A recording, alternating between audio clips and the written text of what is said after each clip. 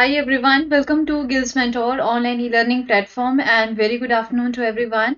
And I hope ਤੁਸੀਂ ਸਾਰੇ जने ठीक होवोगे कि अपनी प्रिपरेशन काफी अच्छी तरीके ना कर रहे होवोगे. सो बच्चे एक बार मुझे ये बता दो कि जो है am I audible and visible properly? Then we will start our today session, right? तो फटाफट से आ जाओ सभी and then we will start our today session.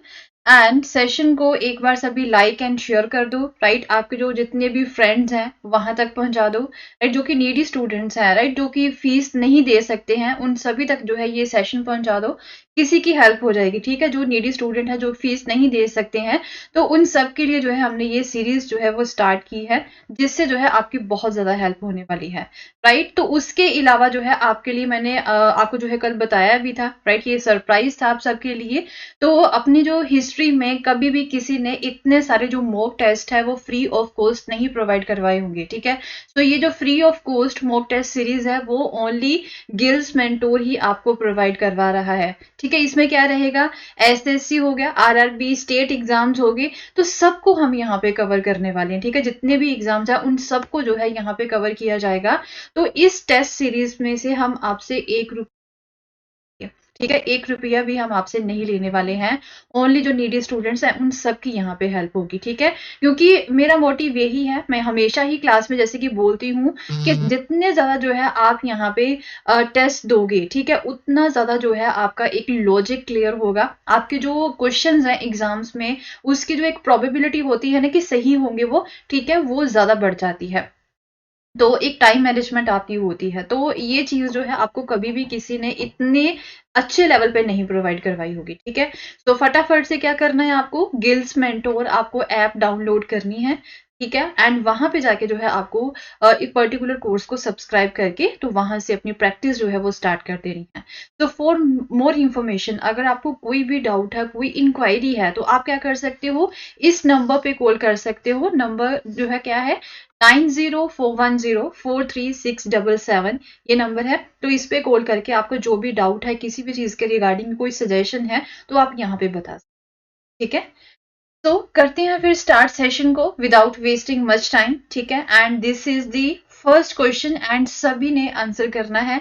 एक तरह से जो आज का सेशन है this is the revision session, ठीक है? ये आपके लिए रिवीजन सेशन होगा. ये क्वेश्चन मैंने जो प्रीवियस अभी तक हमने 10 क्लासेस की हैं, ठीक है, उन्हीं में से लिए हैं एंड जो भी आपको करवा चुकी हूँ. तो आज जो है एक तरह से आपका ये रिवीजन वाला होगा. तो सबसे पहला क्वेश्चन है डेट की जो दांडी मार्च महात्मा गांधी ने किया था, राइट, वो क्या था, किस तरह का था? वो एक रूटीन मार्च था, या फिर क्विट इंडिया मूवमेंट का वो भाग था, या फिर सिविल डिसोबीडियंस मूवमेंट का वो भाग था, या फिर कांग्रेस की पावर को यहाँ पे डेमोन्स्ट्रेट करना था, ठीक है, या फिर उसे शोकेस करना था? तो क्या था महात्मा गांधी ने जो दांडी मार्च किया था? फटाफट से आंसर करो, ठीक है? 10 सेकेंड्स के बीच में आंसर करने की कोशिश करो, सो डैट कि आपका टाइम जो है वो अच्छे से मैनेज हो सके एंड जितने भी क्वेश्चंस आते हैं एग्जाम में आप सभी क्वेश्चंस को अटेम्प्ट कर सको, ठीक है? तो इसका जो राइट आंसर रहेगा that is the option C, ठीक है? जो दांडी मार्च था ये क्या था, सिविल डिसओबीडियंस मूवमेंट का ही भाग था. तो ये 24 दिन चला था ये मार्च. 12 मार्च 1930 को ये स्टार्ट हुआ था, 6 अप्रैल 1930 को जाके ये कंप्लीट होता है. टैक्स के खिलाफ, ठीक है, टैक्स रेजिस्टेंस के खिलाफ जो है ये कैंपेन था. ओके, जो सोल्ट मोनोपोली थी ब्रिटिशर्स की उसके खिलाफ जो है ये प्रोटेस्ट स्टार्ट किया था महात्मा गांधी ने, ठीक है? तो सिविल डिसोबीडियंस मूवमेंट का ही जो है ये भाग था. Now next question, this is also too easy question. Question says that who is commonly known as the iron man. आमतौर पर जो लो पुरुष है वो किसे बोला जाता है, लो पुरुष के नाम से किस पर्सन को जाना जाता है? Option A is the Sardar Vallabh भाई पटेल, पिताल भाई पटेल, बाल गंगाधर तिलक और D Bipin Chandra Pal. Be quick, फटाफट से आंसर करो. Who is commonly known as the iron man. आमतौर पर लोह पुरुष के नाम से किसे जाना जाता है? सरदार वल्लभ भाई पटेल, विताल भाई पटेल, बाल गंगाधर तिलक या फिर बिपिन चंद्र पॉल. तो इसका जो राइट आंसर रहेगा that is the option A. Sardar Vallabh भाई पटेल को जो है ओफनली आयरन मैन या फिर लोह पुरुष के नाम से जाना जाता है. किस वजह से जो है उन्हें यह नाम दिया गया था? उनकी जो पेशेंस है उसकी वजह से जो है उन्हें ये नाम दिया गया था. तो एक और नाम से उन्हें जाना जाता था, बिस्मार्क, ठीक है।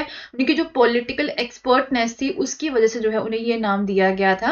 एंड अगर हम बात करें वल्लभ भाई पटेल, तो उनका अपना नाम था। तो ये सरदार टाइटल किसने दिया था? तो ये सरदार टाइटल जो है महात्मा गांधी के द्वारा ही दिया गया था। कब दिया गया था? ड्यूरिंग द बरदौली मूवमेंट, ठीक है, बरदौली मूवमेंट के समय में। So next question is, after leaving the Congress, Subhash Chandra Bose formed his own party। कहते कांग्रेस छोड़ने के बाद में सुभाष चंद्र बोस ने अपनी पार्टी बनाई थी। कौन सी पार्टी बनाई थी? सोशलिस्ट ब्लॉक थी, रेवोल्यूशनरी सोशलिस्ट ब्लॉक और द फॉरवर्ड ब्लॉक और सोशलिस्ट कांग्रेस ब्लॉक।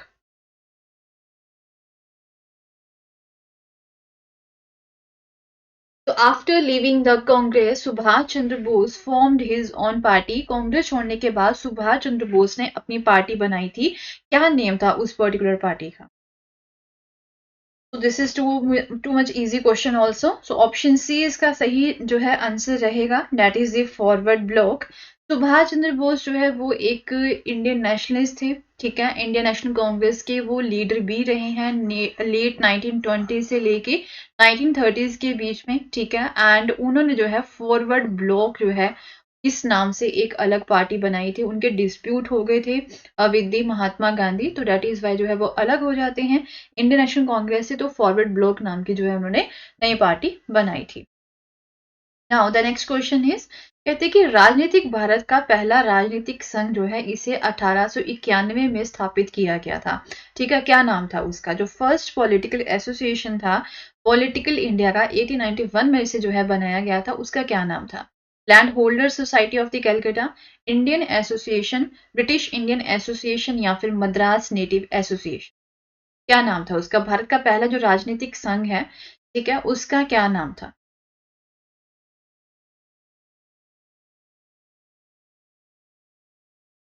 तो इसका जो राइट आंसर रहेगा that is the option A, जो land holder society of the Calcutta, ठीक है, जिसे हम जमींदारी एसोसिएशन भी कह सकते हैं, ये इसका पहला नाम था। तो बाद में इसे जो है रीनेम किया गया था, चेंज किया गया था। इसका नाम क्या नाम रखा गया था? लैंड होल्डर सोसाइटी रखा गया था। 12 नवंबर 1837 को इसे स्थापित किया गया था। किसके द्वारा? द्वारकानाथ टैगोर, प्रसन्न कुमार टैगोर, राधाकांत देव, राम कमल सेन या फिर बाबा पानी चरण मित्र, राइट। ये इसके मेंबर्स थे जिन्होंने जो है इसे इस्टेब्लिश किया था। कहते कि ये जो है ना, इसे बंगाल का पहला ऑर्गेनाइजेशन भी माना जाता है, ठीक है। तो now the next question is, कहते कि भारत में सांप्रदायिक निर्वाचन मंडल की प्रणाली सबसे पहले किसके द्वारा जो है शुरू की गई थी? Indian council act of 1892, Minto Morley reforms of 1909, Montagu Chelmsford reforms of 1919 या फिर government of India act 1935। Communal electorate का जो सिस्टम था सबसे पहले उसे कौन से अधिनियम के द्वारा इंट्रोड्यूस किया गया था?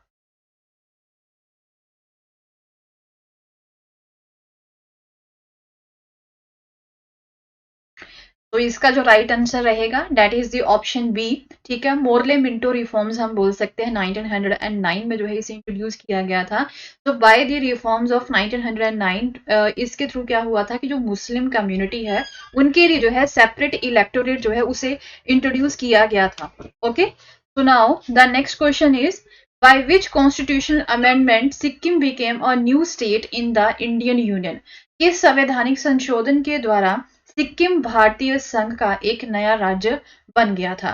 32nd 1974, 35th 1975, 36 जो कि 1975 में हुआ था, 37 जो कि 1978 में हुआ था। किस संवैधानिक संशोधन के द्वारा सिक्किम भारतीय संघ का एक नया राज्य बन गया था?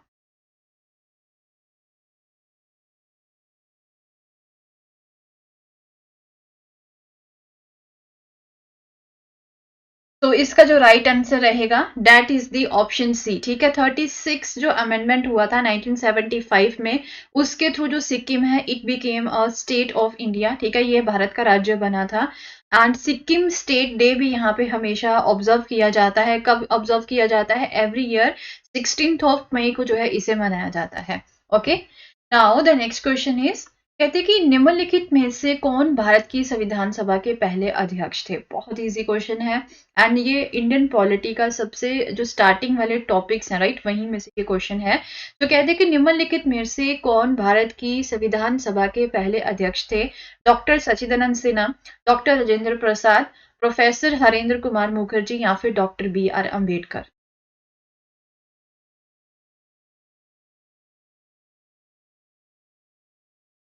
तो इसका जो राइट आंसर रहेगा that is the option A, doctor Sachchidanand Sinha जो है वो पहले प्रेसिडेंट थे, पहले अध्यक्ष थे, ठीक है, कॉन्स्टिट्यूंट असेंबली के संविधान सभा की। तो सबसे पहले जो इनकी मीटिंग हुई थी ना, ठीक है, उसमें जो है टेम्पररी अध्यक्ष इन्हें बनाया गया था। ओके, तो फिर जो पहली मीटिंग थी वो कब हुई थी? 9 दिसंबर 1946 को हुई थी। तो इस मीटिंग में फिर जो है एक परमानेंट अध्यक्ष चुना गया था। कौन से चुने गए थे? डॉक्टर राजेंद्र प्रसाद को जो है एज द परमानेंट जो है प्रेसिडेंट के तौर पे जो है यहाँ पे चुना गया था, ठीक है। तो डॉक्टर राजेंद्र प्रसाद जो है बाद में हमारे भारत के पहले राष्ट्रपति भी बनते हैं। Now the next question is, Bharat में स्थानीय स्वशासन का जनक किसे माना जाता है? Who is considered the father of the local self-government in India? Lord Macaulay, Lord Ripon, Lord Mayo या फिर none of the above? So what should be the right answer? Who is considered the father of local self-government in India?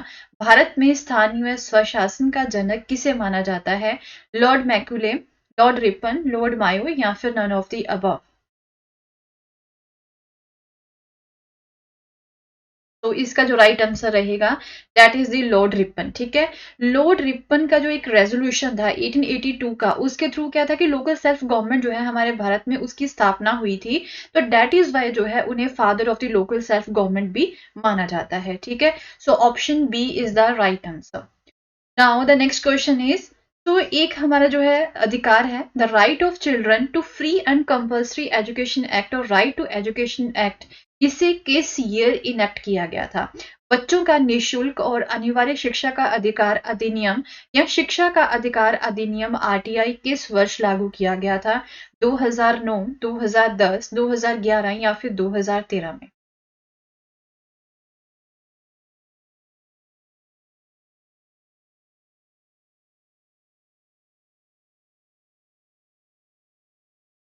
तो इसका जो right answer रहेगा that is the option A 2009। Okay, so the right of children to free and compulsory education act और the right to education act was enacted on 4 अगस्त 2009, ठीक है, 4 अगस्त 2009 को जो है इसे इनेक्ट किया गया था। So option A should be the right answer. तो इसमें क्या था दैट की जो फ्री एंड कंपल्सरी एजुकेशन है कितनी एज के बच्चों के लिए? 6 से लेके 14 ईयर्स तक के जो बच्चे हैं, ठीक है, उनके लिए जो है कंपल्सरी एजुकेशन जो है वो यहाँ पे की गई थी इस एक्ट के थ्रू 2009 में।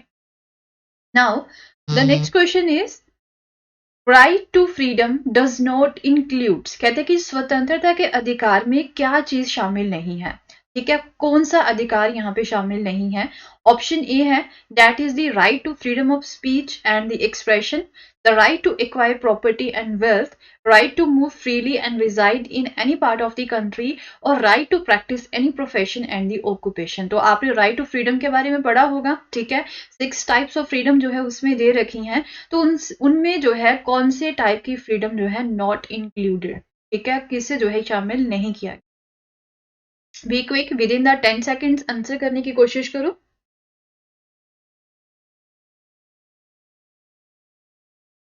तो इसका जो राइट आंसर रहेगा that is the option B. Okay, the right to acquire property and wealth जो है इसे जो है आर्टिकल 19 में इंक्लूड नहीं किया गया है। आर्टिकल 19 और अनुच्छेद 19 जो है वो किसके बारे में बात करता है? हमारे राइट टू फ्रीडम के बारे में बात करता है, स्वतंत्रता के अधिकार के बारे में जो है बात करता है, ठीक है। तो उसमें जो है right to acquire property and wealth के बारे में जो है बिल्कुल भी डिस्कस नहीं किया गया है। Now the next question is, तो who was the first finance minister of the independent India? स्वतंत्र भारत के पहले वित्त मंत्री कौन से थे? Option A is the Vallabh भाई पटेल, TT कृष्णमाचारी, RK शनमुगम चेट्टी और the KM Munshi. So what should be the right answer? Within the 10 seconds answer करने की कोशिश करो। तो who was the first finance minister of the independent India? स्वतंत्र भारत के पहले वित्त मंत्री कौन थे? वल्लभ भाई पटेल, टी कृष्णनामाचारी, आर.के. शनमुखम चेट्टी और दी के.एम. मुंशी। तो इसका जो राइट आंसर रहेगा that should be the option C, that is the R K. Shanmukham Chetty. ठीक है, आर.के. शनमुखम चेट्टी जो है वो हमारे भारत के पहले वित्त मंत्री थे। ठीक है, पहले फाइनेंस मिनिस्टर थे इंडिपेंडेंट इंडिया के, दैट मीन्स 1947 के, right. Now the next question is regarding the revolt of 1857। 1857 के विद्रोह की विफलता के क्या कारण थे निम्नलिखित में से? क्या चार कारण बताए हुए हैं, इनमें से क्या कारण थे? पहला बोलते हैं that limited territorial and the social base, the lack of resources, Hindu Muslim conflict, या फिर lack of the central leadership. So what could be the right answer? Which of the following were the reason for the failure of the revolt of 1857? What should be the right answer here?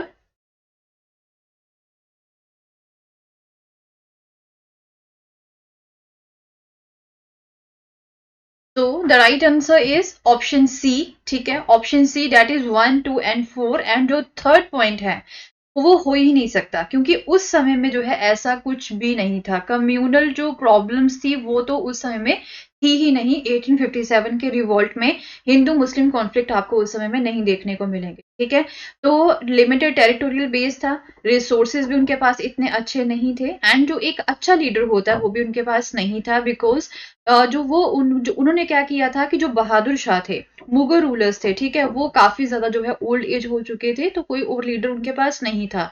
तो इन सभी ने जो है उन्हें ही अपना leader माना था, जो कि एक अच्छा लीडर हम नहीं बोल सकते हैं। ठीक है, तो ये सारी प्रॉब्लम्स थी, 1, 2 एंड 4 ये तीनों ही पॉइंट्स हैं, यही जो है उनके मेन कारण थे। ठीक है, now the next question is, कहते the government of India act 1935, इसे जो है they borrowed its preamble from. जो 1935 का एक अधिनियम है, आपने पढ़ा होगा सभी ने, तो इसमें प्रीएम्बल है, इसमें प्रस्तावना दी गई है, तो वो प्रस्तावना कहाँ से उधार ली गई है, कहाँ से उसे उठाया गया है? यूएसए के संविधान से, ऑस्ट्रेलिया के संविधान से, या फिर 1919 के गवर्नमेंट ऑफ इंडिया एक्ट से, या फिर ब्रिट्स इंडिया एक्ट से, कहाँ से जो है उसे उठाया गया है? The government of India act 1935 borrowed its preamble from, कहां से जो है उन्होंने बोरो किया है? तो इसका जो राइट आंसर रहेगा that is the option C. ठीक है, गवर्नमेंट ऑफ इंडिया एक्ट 1919 से ही जो है प्रस्तावना को उठाया गया है for the government of India act 1935 के लिए। So option C is the right answer है। Now the next question is, according to the Dadabhai Naoroji Swaraj means. अब कहते हैं कि दादा भाई नौरोजी के हिसाब से जो स्वराज वर्ड है उसका मतलब क्या है? ठीक है, ऑप्शन ए कहता है complete independence, option B is self government, option C is the economic independence, और option D is the political independence. According to the Dadabhai Naoroji Swaraj mean, क्या मतलब है स्वराज का दादा भाई नौरोजी के अकॉर्डिंग?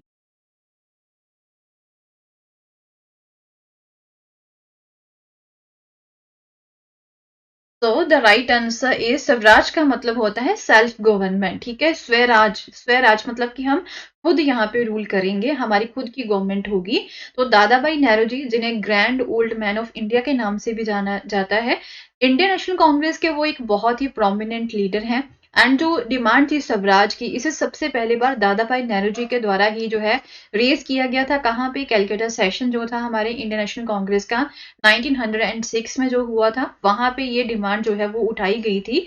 तो उनकी हिसाब से जो स्वराज है उसका मतलब है सेल्फ गवर्नमेंट या फिर सेल्फ रूल। ठीक है, now the next question is regarding the Mahalwari system. ठीक है, तो महलवारी सिस्टम है, कहते हैं कि वो किन दो स्थानों पर शुरू किया गया था? Punjab and Haryana, Bengal and Bihar, Agra and the Awadh, और महाराष्ट्र एंड द जम्मू कश्मीर। तो in which two places the Mahalwari system was started?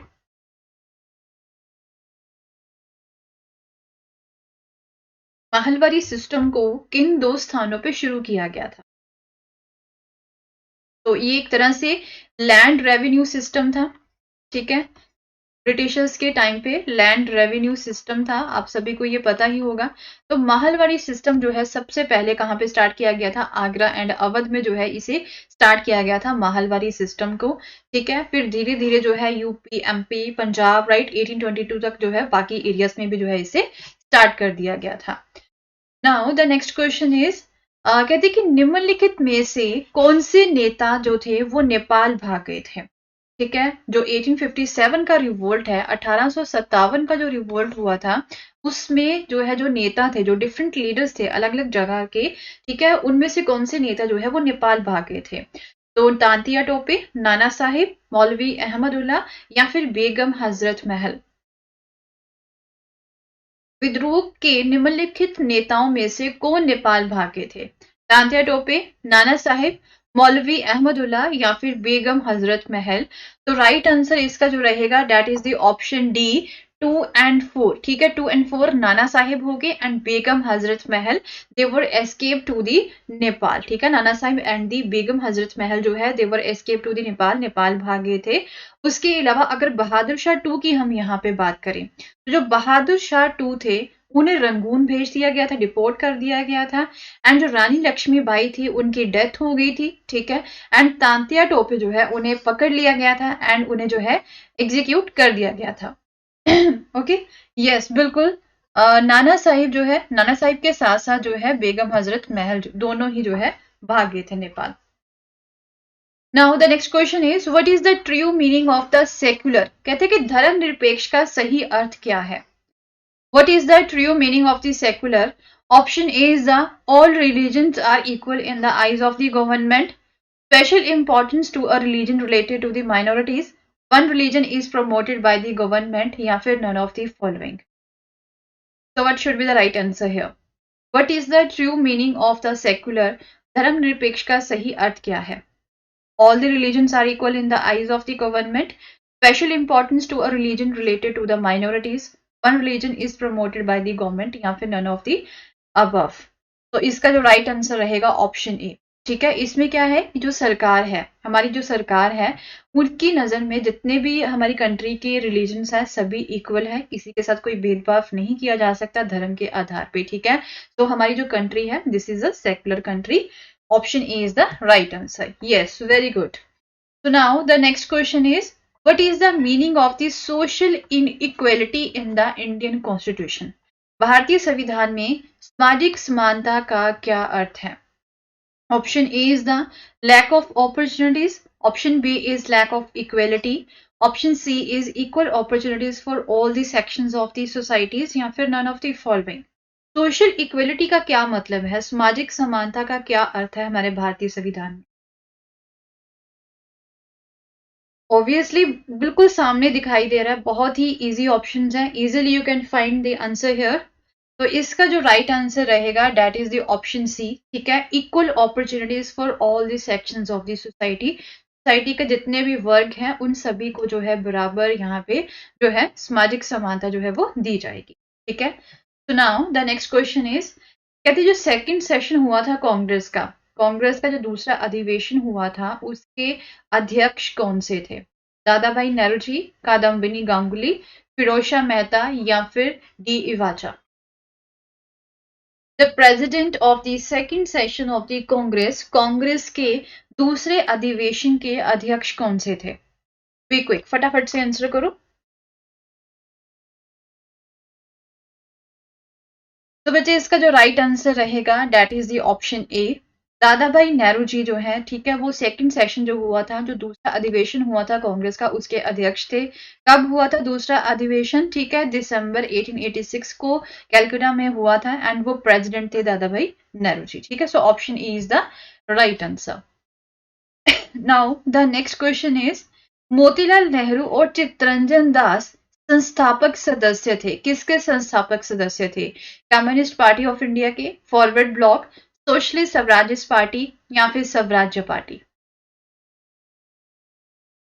Motilal Nehru and the Chittaranjan Das were the founder members of, Motilal Nehru और चित्तरंजन दास संस्थापक सदस्य थे किसके? कम्युनिस्ट पार्टी के, फॉरवर्ड ब्लॉक के, सोशलिस्ट स्वराज्यist पार्टी या फिर स्वराज्य पार्टी के। तो इसका जो राइट आंसर रहेगा बच्चे ऑप्शन डी है, दैट इज द स्वराज्य पार्टी। ठीक है, स्वराज्य पार्टी जो है उसे 1923 में स्थापित किया गया था, इस्टेब्लिश किया गया था। किसके द्वारा? मोतीलाल नेहरू एंड चित्तरंजन दास के द्वारा। कहाँ पे? इलाहाबाद में इसे जो है इस्टेब्लिश किया गया था। Now the next question is who among the following repeal the vernacular press act of the lord Lytton? निम्नलिखित में से किसने लिटन के जो वर्नाकुलर प्रेस अधिनियम था उसे निरस्त किया था? नॉर्थ ब्रुक ने, डफरिन ने, एल्गिन टू या फिर Lord Ripon? Who among the following repealed the vernacular press act of the Lord Lytton? निम्नलिखित में से किसने लॉर्ड लिटन के वर्नाकुलर प्रेस अधिनियम को निरस्त किया था? Northbrook, Dufferin, Elgin two या फिर रिपन? तो ऑब्वियसली इसका जो राइट आंसर रहेगा लॉर्ड रिपन ने ही किया था। ठीक है, लॉर्ड लिटन के द्वारा जो है इसे स्टार्ट किया गया था एंड जो गवर्नर जनरल थे रिपन, उन्होंने इसे जो है खत्म कर दिया। Now the next question is Who was the Congress president at the time when India became free? जिस समय भारत आजाद हुआ उस समय कांग्रेस के अध्यक्ष कौन थे? जवाहरलाल नेहरू, बीएल पंडित, सरदार पटेल और जेबी कृपालरी? Who was the Congress president at the time when India became free? जिस समय भारत आजाद हुआ उस समय कांग्रेस अध्यक्ष कौन से थे? आंसर करो भी, कमेंट सेक्शन में बताओ क्या आंसर रहेगा इसका।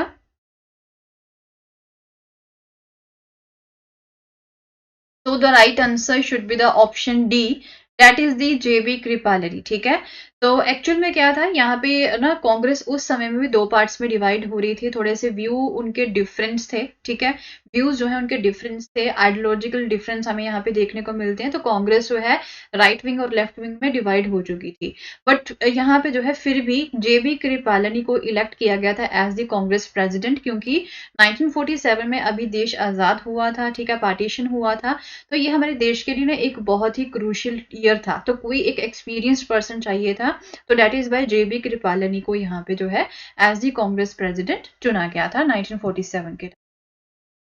Now the next question is the secretary of the state for India was given powers by? कहते कि भारत के जो राज्य सचिव है उन्हें शक्तियां दी गई थी, मतलब कौन से अधिनियम के द्वारा जो है शक्तियां दी गई थी?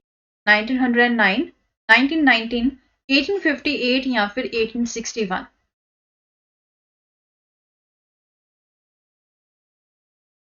The Secretary of the State for India was given powers by, Bharat के राज्य सचिव को शक्तियां दी गई थी। The Act of 1909, the Act of 1919, the Act of 1858, the Act of 1861? तो इसका जो राइट आंसर रहेगा बच्चे that is the option C, 1858 का जो अधिनियम है। ओके, तो उसके थ्रू जो ये पोस्ट बनाई गई थी, भारत के जो सचिव हैं, राज्य सचिव हैं, the secretary of the state for India, जो वो ब्रिटिश कैबिनेट के मंत्री हुआ करते, तो वो भारत में जो है secretary of the state for India के तौर पे उन्हें नियुक्त किया जाता था। ठीक है, तो 1858 में ये पोस्ट जो है वो क्रिएट की गई थी। तो इस 1858 के अधिनियम के द्वारा ही जो ईस्ट इंडिया कंपनी की सारी पावर थी उसे जो है ट्रांसफर कर दिया गया था। किसे ट्रांसफर कर दिया गया था? ब्रिटिश गवर्नमेंट के हाथों में जो है वो चली गई थी, या फिर हम ब्रिटिश क्राउन बोल सकते। ठीक है, now the next question is, कहते कि भारतीय तिरंगे को पहली बार जवाहरलाल नेहरू ने फहराया था। कहाँ पे जो है उन्होंने फहराया था? At the ramparts of the red fort in 1947, on the bank of the Ravi Lahore 1929 में, या फिर जब इंडिया एक रिपब्लिक बना था, डेमोक्रेटिक रिपब्लिक बना था 1950 में, या फिर 1935 का जो एक्ट पास हुआ था उस समय में जो इंडियन ट्राई कलर है उसे अनफोल्ड किया गया था by the Jawaharlal Nehru for the first time. कहाँ पे किया गया था?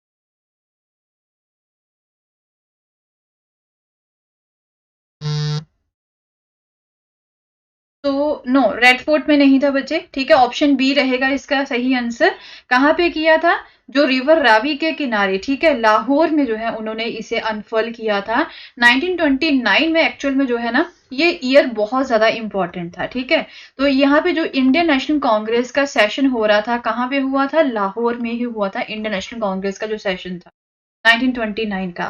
तो यहीं पे जो है इसी सेशन में ही जो पूर्ण स्वराज की डिमांड है उसे रेज किया गया था। इसी सेशन में ही पूर्ण स्वराज की जो डिमांड है उसे रेज किया गया था एंड यहीं पे उन्होंने जो इंडियन ट्राई कलर है उसे सबसे पहली बार अनफल भी किया था। ओके, तो बच्चे that's all for the day. आज के लिए बस इतना ही एंड आई होप आपको सेशन अच्छा लगा होगा एंड अगर आपको सेशन अच्छा लगा देन प्लीज सेशन को लाइक एंड शेयर जरूर करना, अपने फ्रेंड्स तक पहुंचा दो, जितने भी ग्रुप्स जो हैं ठीक है वहां पे शेयर कर दो सो दैट कि जो नीडी स्टूडेंट्स हैं उनकी हेल्प हो जाए। एंड उसके अलावा अगर आप और भी ज़्यादा एमसीक्यू को प्रैक्टिस करना चाहते हो और एग्जाम्स की आप प्रिपरेशन कर रहे हो तो आप जो है हमारा जो टेस्ट सीरीज है 1000 जो टेस्ट सीरीज हम फ्री दे रहे हैं तो उसे ज्वाइन कर सकते हो। गिल्स मेंटोर की ऐप को डाउनलोड करो, ठीक है, वहां पे जाके जो है आप इसे सब्सक्राइब कर सकते हो। तो फ्री ऑफ कॉस्ट है, कोई इसका 1 रुपया भी हम आपसे नहीं लेने पाए, ठीक है। तो मिलते हैं अभी हम कल सेम टाइम पे 2 PM पे हमारी अगेन क्लास होगी एंड इसी तरह से जो है हम और भी क्वेश्चंस जो है प्रैक्टिस करेंगे। तो thank you so much, have a nice day, bye bye.